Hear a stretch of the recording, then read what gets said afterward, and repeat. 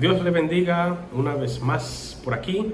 Bienvenidos a este segundo video de esta primera clase sobre introducción a la doctrina cristiana. En esta ocasión, para tratar sobre temas de los principios bíblicos, creencias y prácticas de la Iglesia de Dios de la Profecía.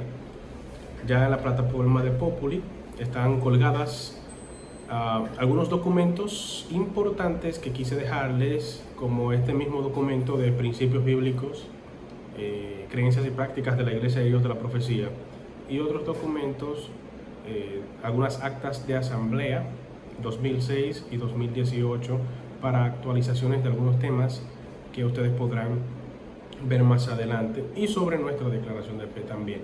Ahí están colgados para que puedan buscarlos y les pueda servir de recursos de alimentación propia y nutrición también en lo concerniente a esta asignatura.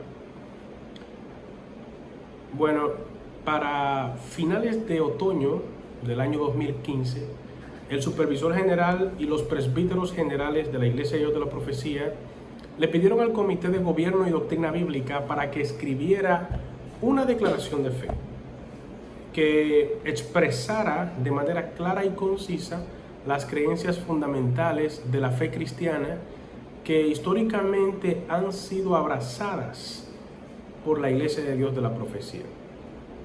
En el curso de su redacción, los miembros del Comité de Gobierno y Doctrina Bíblica y del Presbiterio General hicieron contribuciones para este documento.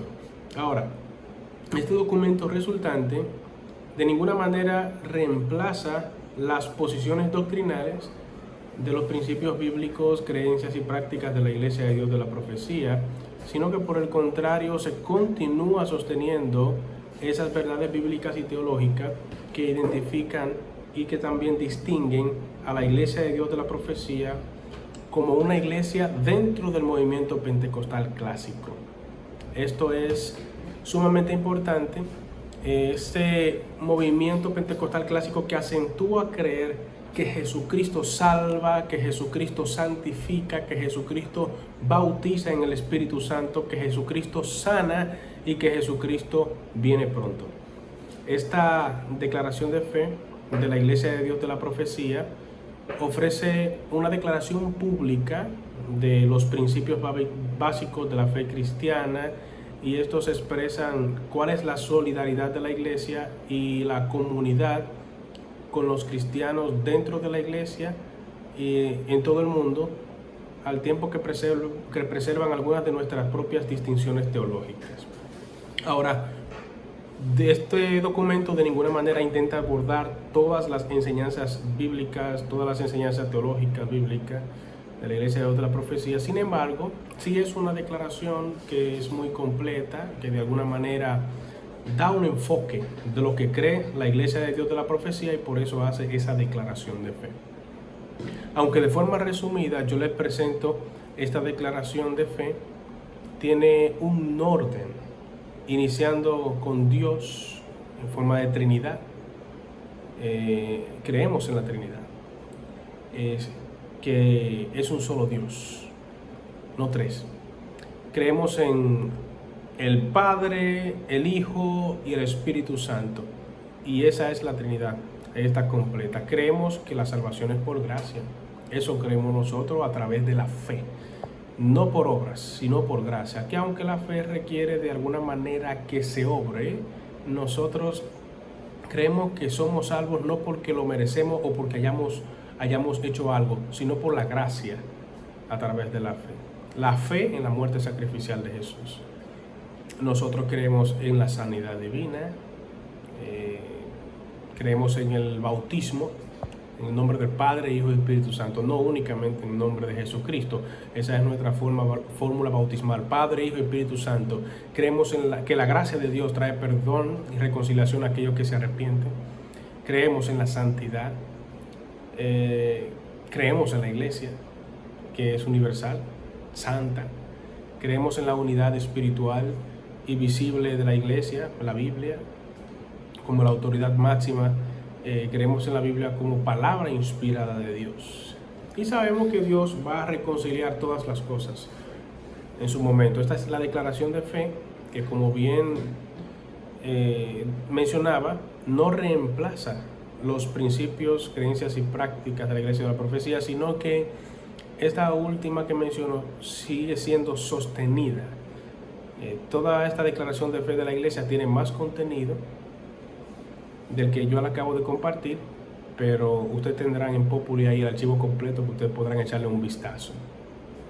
En cuanto a los principios bíblicos, creencias y prácticas de la Iglesia de Hijos de la Profecía,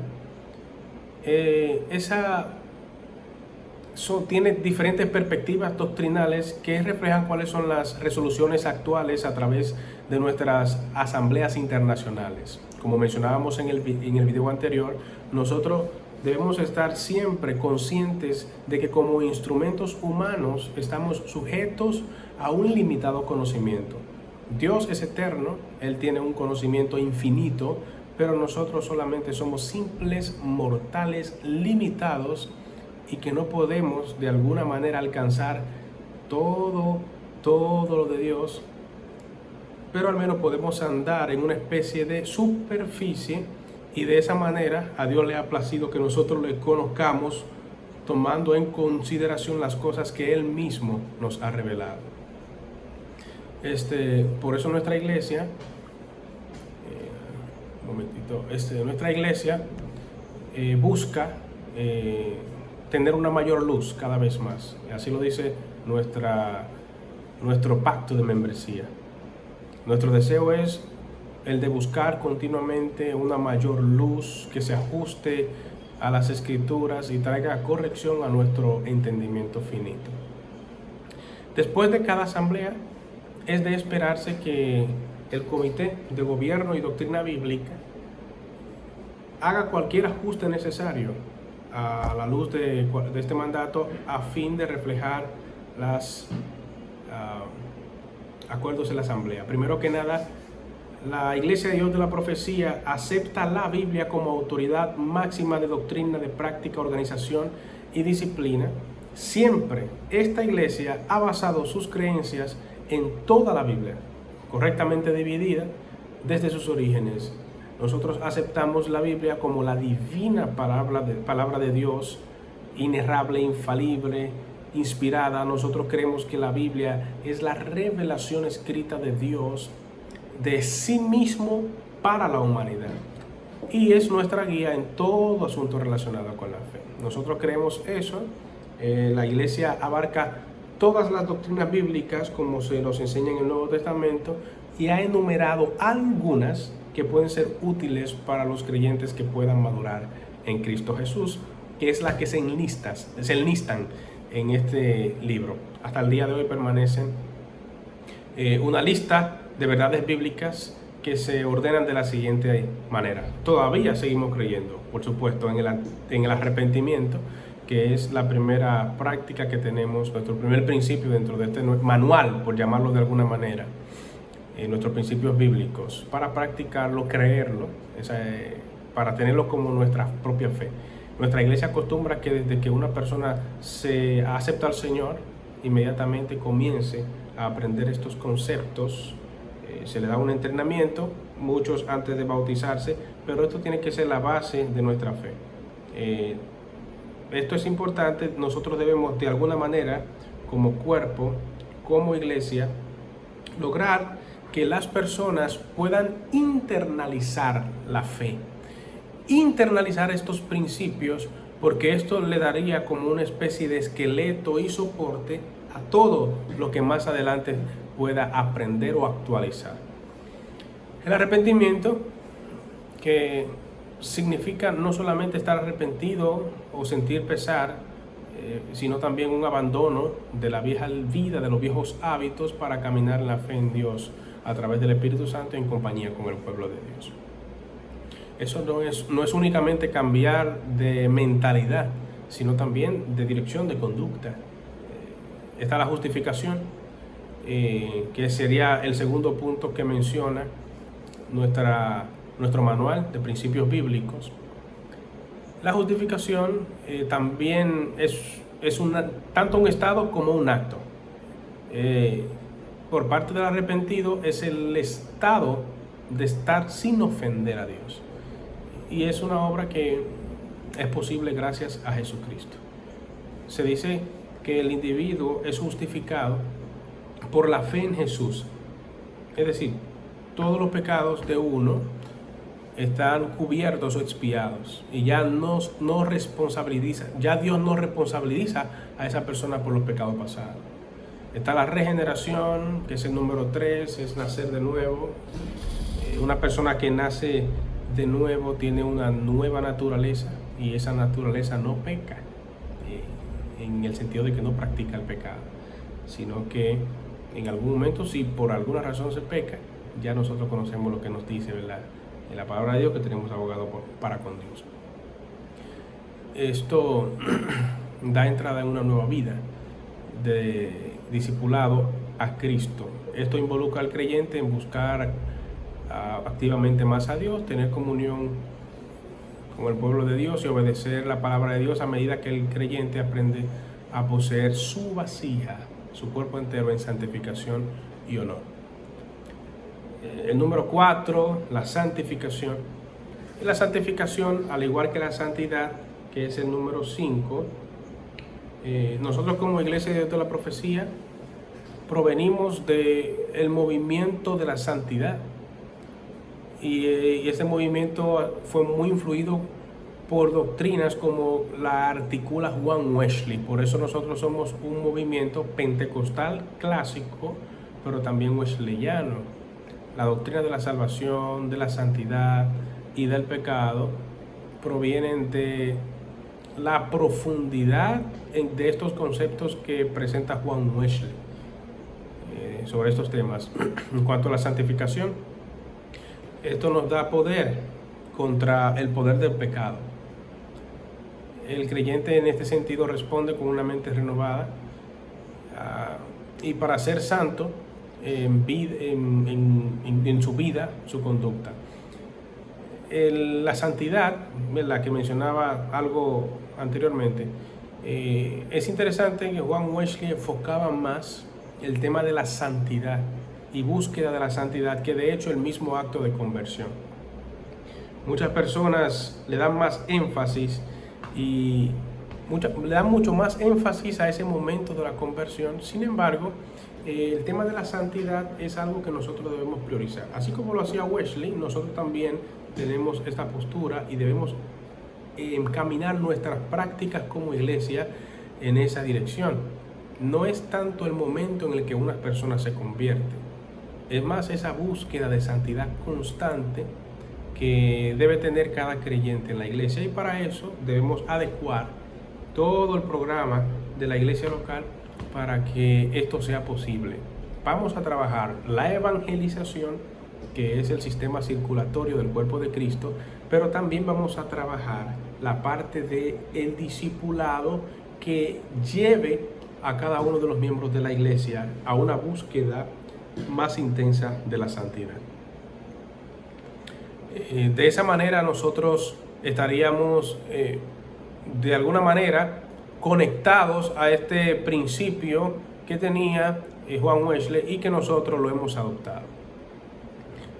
Como decía, esto es un mandato de nuestro Señor: sed santos porque yo soy santo, y es para todo creyente, pero también debe ser la meta colectiva de la iglesia como todo un cuerpo, para mostrar las alabanzas, las virtudes de aquel que nos ha llamado de las tinieblas a su luz admirable. Para eso nosotros somos escogidos y se pagó un precio para eso. Por eso Pedro dice que nosotros somos linaje escogido, real sacerdocio, nación santa, un pueblo que ha sido adquirido por Dios.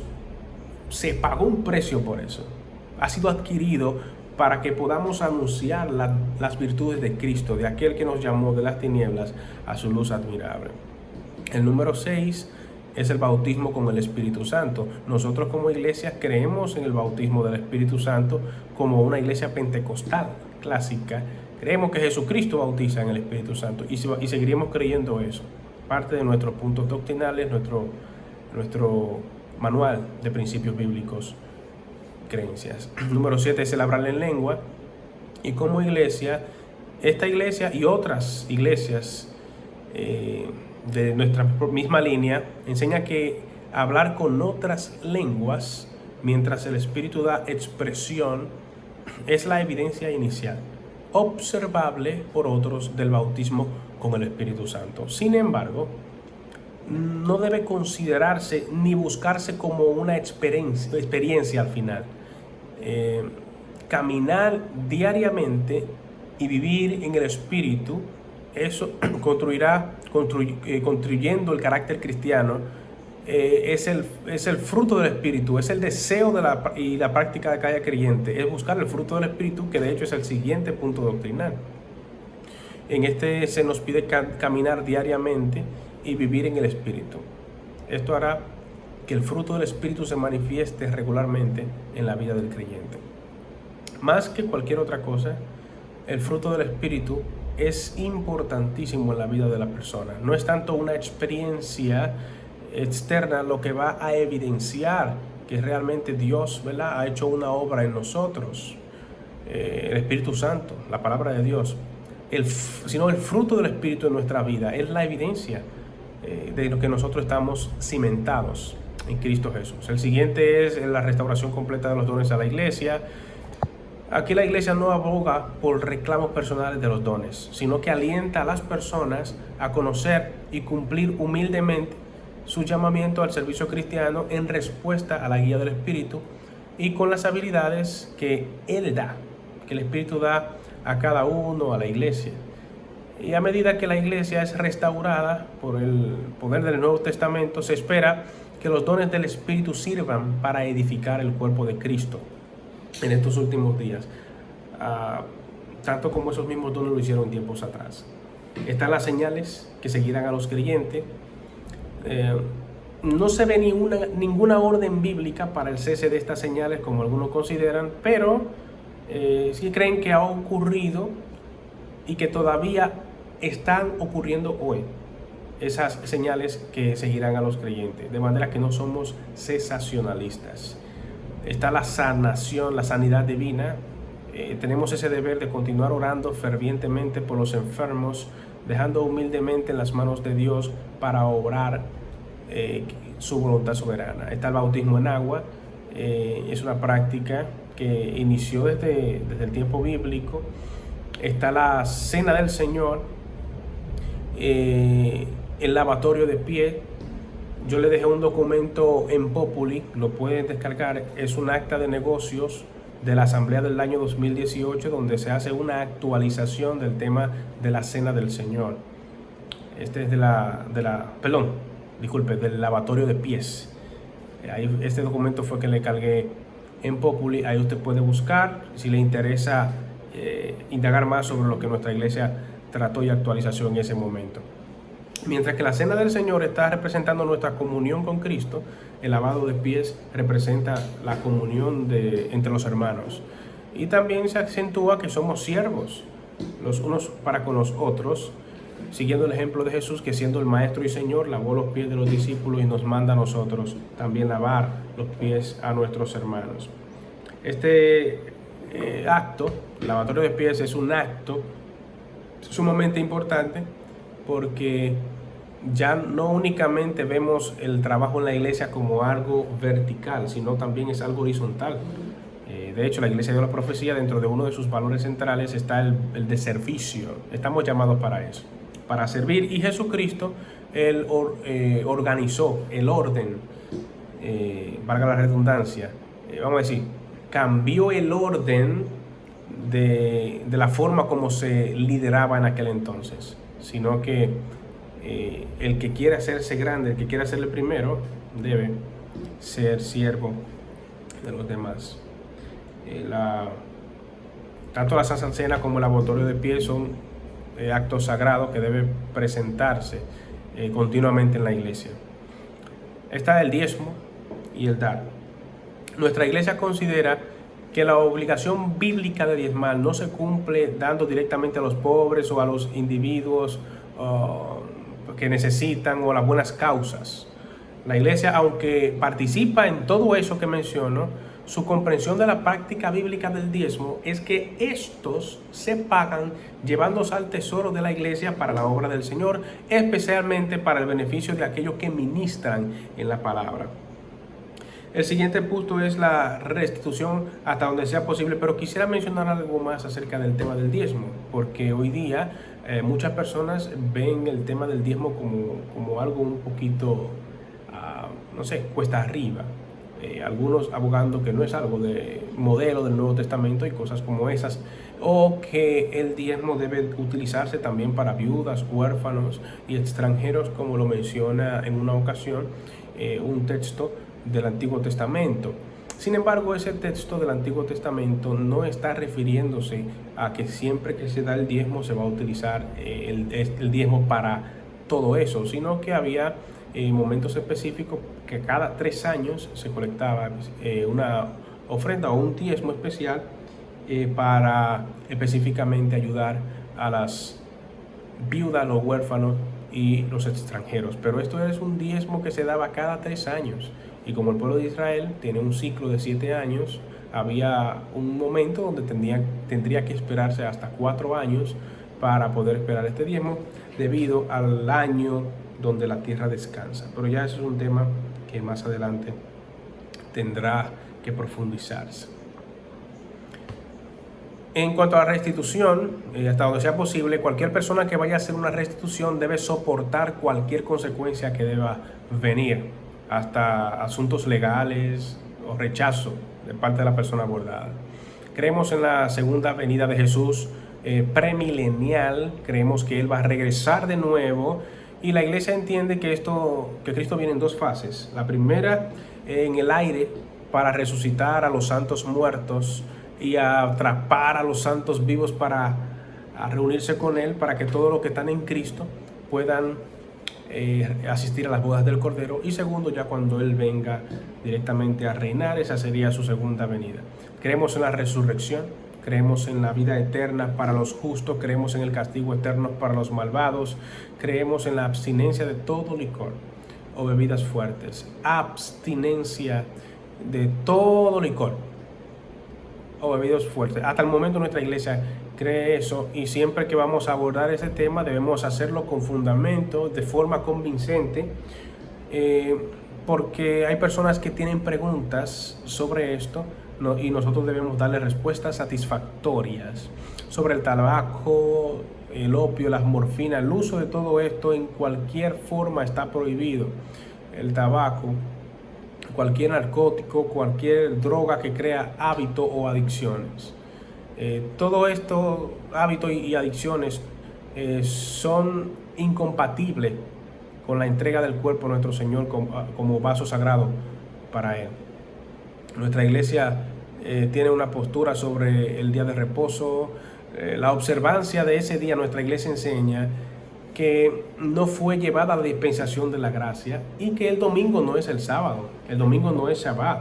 Hay unos que quieren decir que nosotros intercambiamos el sábado por el domingo, y que lo que ellos hacen el sábado, nosotros lo hacemos el domingo, pero no, nuestra iglesia no cree que el sábado pasó a domingo. El domingo simplemente lo utilizamos como un día para adoración al Señor en comunión con nuestros hermanos. En cuanto al adorno, la ornamentación no debe utilizarse de ninguna manera que se preste a prácticas idólatras o ocultas o lujuriosas. Y también es importante recordar que el adorno incluye más que solamente joyas, y tanto las personas que visten como los que no visten, hay un principio importante que se encuentra en Romanos: por tanto no nos juzguemos más unos a otros, sino que ningún hombre ponga una piedra de tropiezo o para caer en el camino de su hermano. Nosotros tampoco participamos de logias, sociedades secretas, organizaciones secretas, porque muchas veces requieren de la toma de un juramento secreto, y la toma de juramento está expresamente prohibida. Y de hecho, en cuanto al discurso saludable del creyente, que es otro punto, la toma de un juramento es algo vano y que las Escrituras condenan. Una afirmación a la verdad de cualquier cosa es suficiente y es aceptada incluso en tribunales de justicia. En cuanto a matrimonio, divorcio y nuevo matrimonio o recasamiento, ahí en Populi yo le he cargado el acta de asamblea 2006 para que puedan revisar esa actualización que se hizo para esa fecha en cuanto al matrimonio, divorcio y recasamiento. Este es un tema un poco amplio e interesante de ver en el sentido de el cambio que ha tenido nuestra iglesia en cuanto a esta postura, lo que evidencia que nosotros seguimos a la luz de nuestro mejor conocimiento. Anteriormente teníamos una postura en ese sentido en cuanto al divorcio y recasamiento, pero la iglesia, como bien decíamos anteriormente en el video pasado, se ha actualizado. Y las doctrinas o puntos doctrinales que en un momento se tiene una luz, nosotros podemos andar a la luz de nuestro mejor conocimiento y habilidad. En algún momento esto pudo servir, pero ahora se ha actualizado, y el tema de otros temas, pero también en caso del matrimonio, divorcio y recasamiento, nuestra iglesia ha tenido luz. Dios nunca ha querido que las personas se divorcien. No es la voluntad de Dios que dos personas que se han casado se separen. La voluntad de Dios es que permanezcan. Y por eso le hace la pregunta uno de aquel momento, de esos personajes en el Nuevo Testamento, que se acerca a Jesús y le dice si es lícito dar carta de divorcio a una mujer por cualquier causa. Y Jesucristo siempre se le fue al principio. No, mira, que fue primero es por causa de la dureza del corazón del hombre que Dios le permitió darle carta de divorcio y repudiarla, pero al principio no fue así. Él se remontó al principio para mostrarle que Dios siempre quiso que el ser humano estuviera junto, y que lo que Dios unió, que no lo separe el hombre. Pero por la dureza del corazón del hombre es que Dios le permitió eso. O sea, en principio Dios no quiere que el hombre y su esposa se divorcien.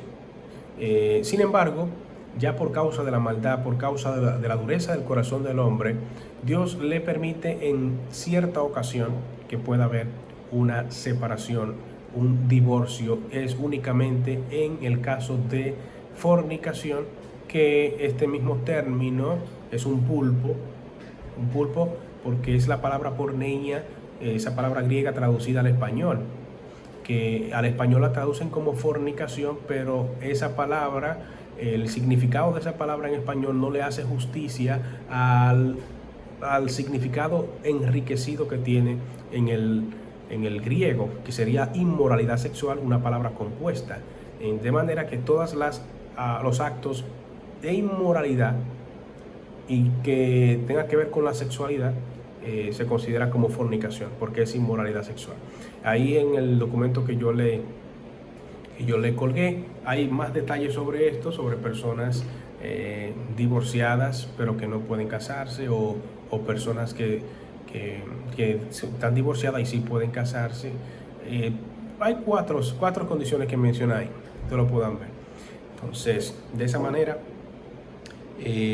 se concluye, aparte de nuestro manual de principios bíblicos, creencias de la iglesia de Dios de la profecía. Ahora, nuestra iglesia, como bien dice en el pacto de membresía, avanza a la luz de su mejor conocimiento y habilidad. Para mí un honor poder compartir con ustedes. Esto es todo por esta semana. Dios les bendiga a todos y nos vemos en la próxima clase. Dios les bendiga.